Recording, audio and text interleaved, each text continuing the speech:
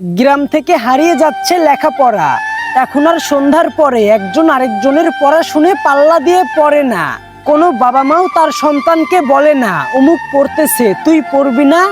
অথচ 5 থেকে 10 বছর আগেও সন্ধ্যার পরে চারপাশ থেকে বিভিন্ন স্বর ভঙ্গিতে পড়া ভেসে আসতো।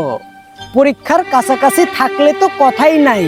কোনো সহপাঠী বন্ধু দিনে ও রাতে কতক্ষণ পড়ালেখা করত, গোপনে খোঁজ নিয়ে তাদের সঙ্গে প্রতিযোগিতা করা হতো।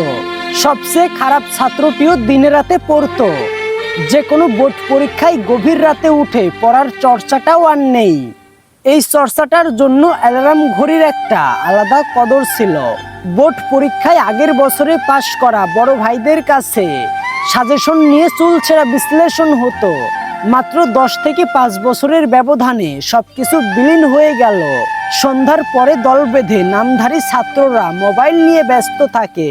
কোথাও কোনো পড়ার শব্দ নেই। Group chatting, online offline game, free fire, PUBG, TikTok, চুলের বিভিন্ন স্টাইল কাটিং করে পাড়া মহল্লায় ও বাজারে আড্ডাবাজি, গ্রুপিং করে শিক্ষা গুরুর সঙ্গে বেয়াদবি, শিক্ষকের বিরুদ্ধে মিথ্যাচার করা, বেয়াদবি করা, নিয়ম ভাঙা, এগুলোই এখন তাদের পছন্দের তালিকা।